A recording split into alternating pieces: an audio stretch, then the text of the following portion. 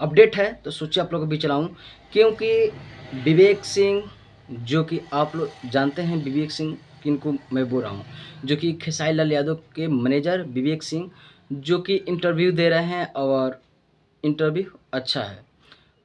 Interview ऐसा दे रहे हैं किसी को तकलीफ़ बिल्कुल ना लगे। हाँ, जो 9-10 करोड़ की बात कर रहा है उसको भैया लगेगा।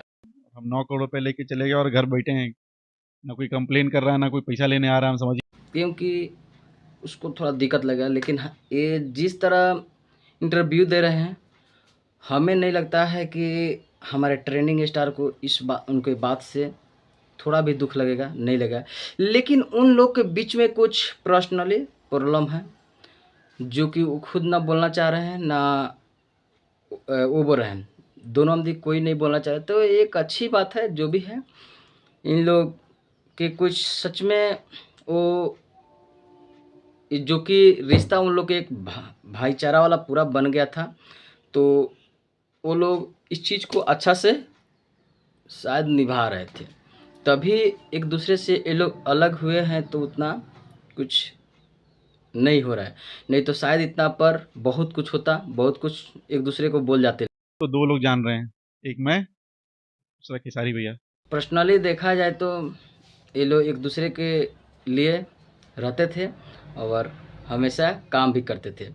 तो इस तरह से आकर जो कि इंटरव्यू दे रहे हैं, इनका इंटरव्यू अच्छा लग रहा है। लेकिन इसमें भी बोल रहे हैं कि 9 करोड़ रुपया लिए हैं, तो आकर आप लोग बताइए जो बोल रहे हैं वो।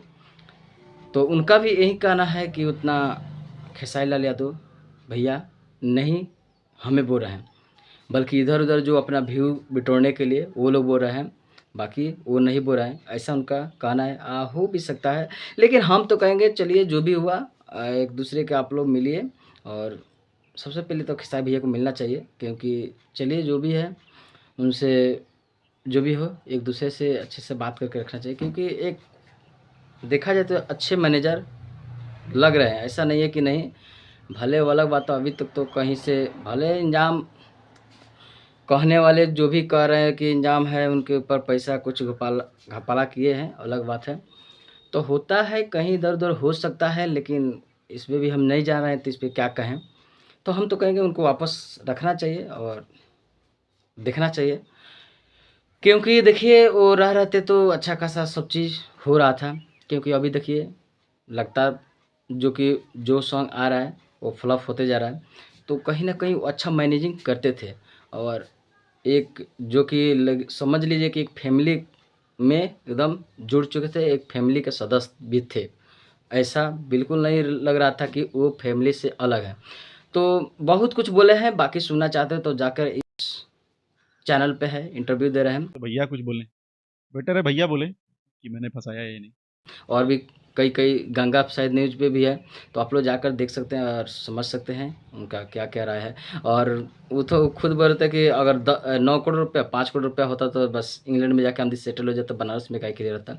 तो ऐसा सब कहना है, बाकी उनका इंटरव्यू देखा जाए तो कोई किसी को ठेस पहुँचाने वाला बात नहीं है, ख़ास करके खेसारी भैया को, और जो कि जो भी इंटरव्यू दे रहे हैं उसमें कहीं से उनको तकलीफ़ लगने वाला बात नहीं है। तो मैं देखा तो सोचा आप लोगों के बीच लाऊँ, दिखाऊँ, क्योंकि बहुत दिन के बाद इन दोनों अवधि के फिर से चर्चा हुआ है। और देखिए शायद खेसारी भैया कब लाइव आएँगे और कब कुछ क्या करेंगे वो अलग बात है। चाहे मान लेते कहीं इंटरव्यू देंगे तो ज़रूर इस बारे में ज़रूर कुछ ना कुछ बोलेंगे, और तब पता चलेगा कि क्या है ना है, अलग बात है। तो चलिए मैं देखा तो सोचा आप लोगों के बीच लाऊँ, दिखाऊँ, फिर मिलते हैं किसी और वीडियो के साथ। तब तक दीजिए इजाज़त। प्रणाम।